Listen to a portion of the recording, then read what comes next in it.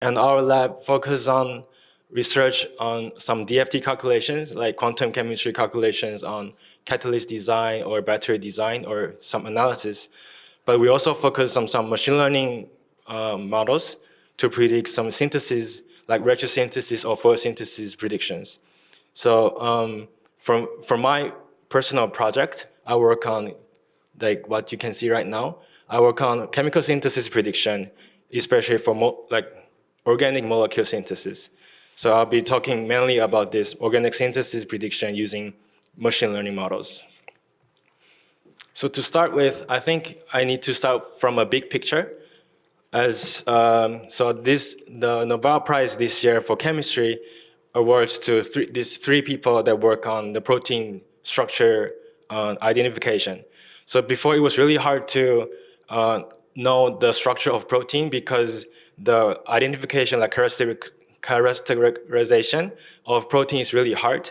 So, but understanding one protein for a certain disease like cancer or Alzheimer's disease or some disorder disease is really important to find a drug to cure the disease.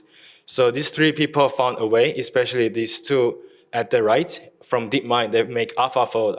I believe most of you heard about that. So AlphaFold is a model that accurately predict the structure of the protein. So once we have the protein, we can design some compounds and use stacking methods or any other methods to find the compound that have good binding energy with the protein, and then we can find the drug that can cure the disease. So this is one of the big breakthrough using machine learning on protein, and that can be potentially cure the disease. So I talk about the protein structure prediction, and we also need to design the drug. And this drug discovery, as many of you know, drug discovery has a very big market in the world right now, especially after the emergence of AI. So there's a science paper published 6 years ago that summarized the three potential approaches to discover drug or any functional compounds. So we can think about there are two different space. One is functional space that you can think like any if we want to design OLED, it may be some energy gap between T1 and S1, or if you are thinking about some function about this, we can cure the disease or not. This is just binary classification. So this is functional space means what we want in the real world. And chemical space is the space you can there's an imaginary space, and you have a lot of compounds there, and then you want to map like which compound here can map to which disease there. So you want to find a compound that can optimize the property to cure the disease or find a good compound for OLED. And before, it was really hard to design a new compound without AI. So people just use Schrödinger equation, it's an equation of quantum chemistry. So if you have a compound and you do calculations like few days, even few months to find one spot in the functional space, and you need to do this again and again, and it really takes a lot of time. But after we have AI models, we can do high throughput virtual screening, so we can have a big library, like 1 million different compounds, and if we ask the AI, this AI will tell us this compound can cure this disease or not, or this compound can be a good OLED or not in few seconds. So we can go from a chemical space, and then we predict a lot of different properties in the functional space, and we find the one we're interested most. At the end, at the right-hand side, we have generative models that we start from the functional group. We tell the AI we want to cure this disease. Please tell me what kind of compound we need. So this AI, like VAE or GAN or reinforcement learning, it was not new right now, but at that time it was new. They can tell you what kind of chemical you need to do what you want. So this is inverse design. And so there are a lot of inverse design models like this reinforcement learning, or even people use LLM, like ChatGPT or other large language model to propose new drug or chemicals that meets our need. But one possible, so even we can make a lot of good drugs or good compounds that meet our need. But what LLM give us, or what AI give us, is just the final compound. So if you see the blue, like the orange image there are a lot of chemicals that AI say you can actually make this. If you make this, you can cure in this case is some kinase. And, so we know what to make, but we don't know how to make in the lab. So this is a big problem because AI can tell you what to make in few seconds or in their case, they use 2 weeks or 3 weeks, but it actually takes 2 or 3 more weeks to synthesize them because coming up with the process of making, so this compound is the one that AI suggests, but it actually takes a lot of steps to really synthesize them. But it's hard to synthesize them even for experienced chemists. So why don't we use AI? Why don't we build another AI model to tell you how to synthesize these molecules without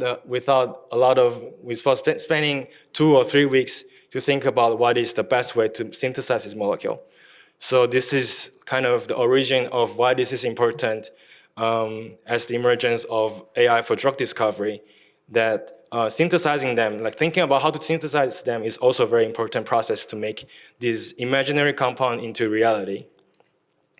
Well, so there are a lot of language-based models to do this.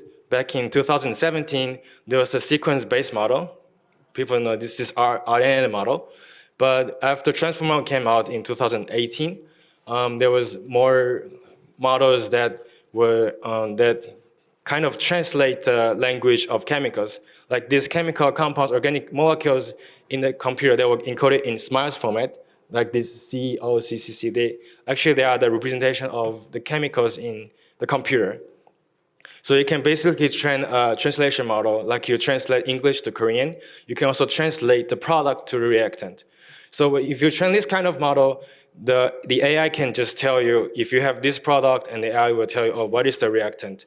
So many people have used this kind of strategy, train a language model to predict what is the good reactant for this product. So people have worked on this over years. Even right now, this year, there are 2 papers published on Nature Communications that all use language-based model. So again, this is translation approach, but this is kind of very different from what chemists really think about retrosynthesis or synthesis planning. So if we come back to be like before AI in the lab, how people think about how to synthesize one molecule. So there are 2 cases. We have 2 molecules right here, and then we want to know how to synthesize them. And what chemists will really think in the lab is that, okay, we need to cut that double bond, or we need to cut this single bond between 2 aromatic rings.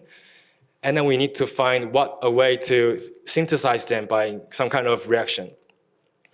So what chemists will think is we need to cut that bond, and we need to make that double bond from oxidation reaction from this alcohol group. And we need to cut this bond and use Suzuki coupling to make the final target product from this precursor. So what chemists really think about retrosynthesis, or you can say synthesis planning, is all about where to break and what reaction to use. But this is totally forgotten in the language model. They just translate things, and it doesn't encode this at all. So we were thinking about why can't not we just teach the AI to learn like what we learn, like a real chemist. So we proposed a model that was called Local Retro. It was published 2021. It was like 3 years ago. And we have a target product. We use some like graph neural network and attention. We want to find the first step, where to break. So we try to train a model to find which bound to break. So this is the first step of chemist intuition.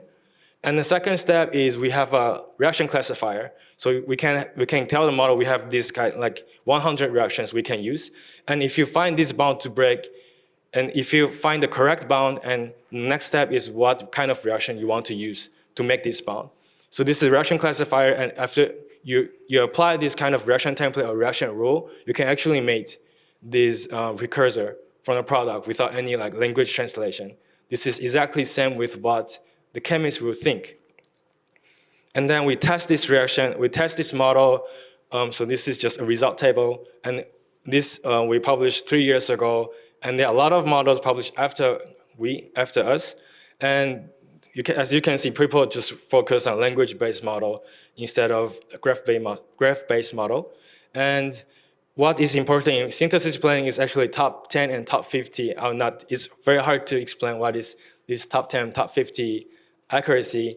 But what is important is you want to, like for one target molecule, you want to suggest as many as possible precursor to use.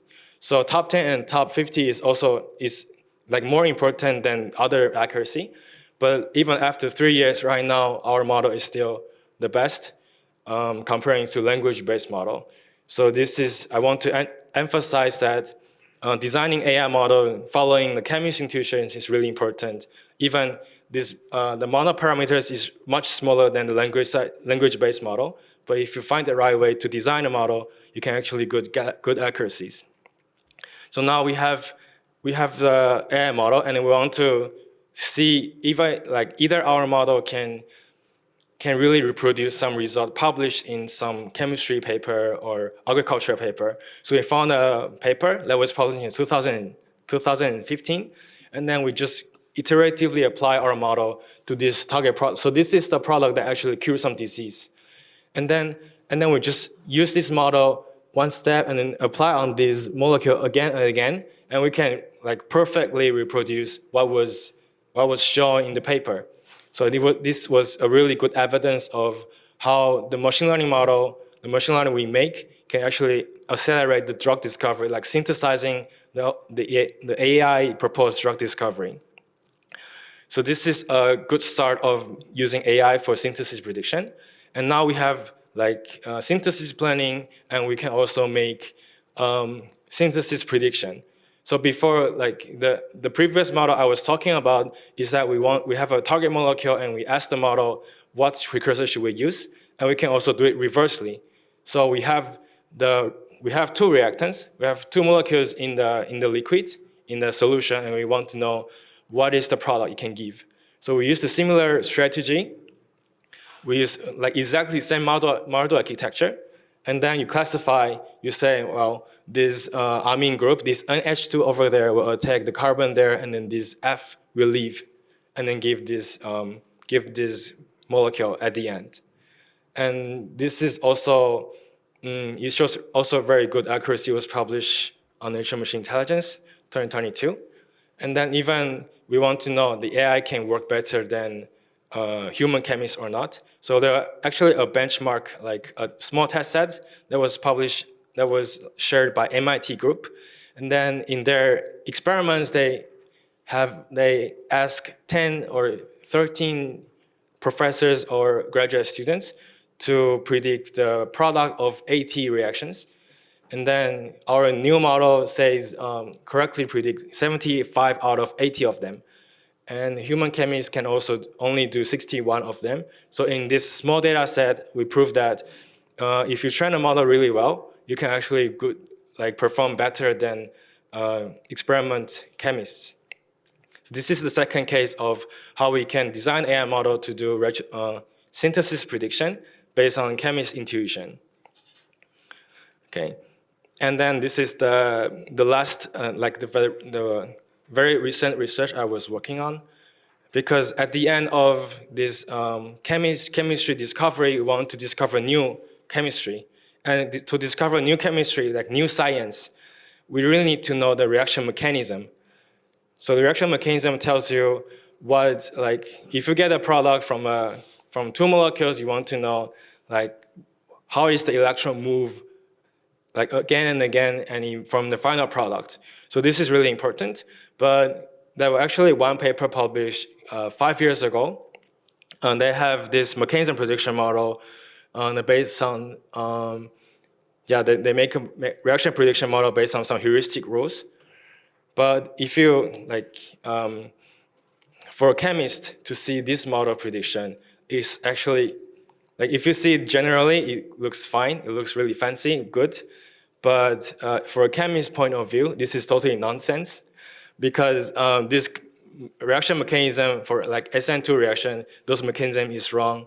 And this Suzuki coupling reaction is also wrong. You need palladium. And then this carbonyl substitution reaction, you need to form an intermediate between them, so it's also wrong.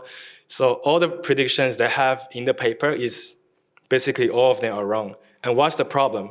The problem is that there's actually no reaction mechanism data set for machine learning model to learn. So what they do is they just use some algorithm to approximate the reaction mechanism. And this is not good. This is not good because this does not represent what chemistry really goes inside the solution. So our goal, we want to build an area model for reaction mechanism prediction. But first of all, we need to have a good mechanism data set. So what we usually do is we start from making a data set first. So again, we want to know how chemists look into chemical reaction before we jump into the AI thing. So we need to know what chemists really think about the mechanism. So if you see one reaction over here, what chemists will think is that we identified this reaction is called nucleophilic carbonyl substitution reaction. And this reaction will go through this process. And then if you apply this process in the reaction you actually get the full sequence of what the mechanism is really happening in this given reaction. Okay, so first step, you need to know what reaction it is, and second step, you apply what you know on the reaction you have. So there are two different steps. So again, we just follow chemist intuition. It's not like anything novel, but we just teach the model to do what chemists do. So what we do is we have one reaction here, and all the atoms in the reaction, they have different numbers. And then, and then we extract kind of reaction template based on the reaction center here. And then you have an atom map lookup table. And then after you get the reaction, the reaction template looks like this. And for a chemist to label them, it's really easy to label a reaction template like that. So this is SN2 reaction in chemistry. And then you just apply this reaction template back to the reaction we have at the beginning. So this is totally exactly same with what chemists would think. Not language model or graph-based model. This is just applying this chemist intuition into the data labeling process. So this was published in Scientific Data this year. Okay, and then also sometimes we need some reagents. So for this kind of specific reaction, we actually need another thing that's called DCC reagent. This is a bit kind of advanced chemistry, but we need this reagent to activate the reaction.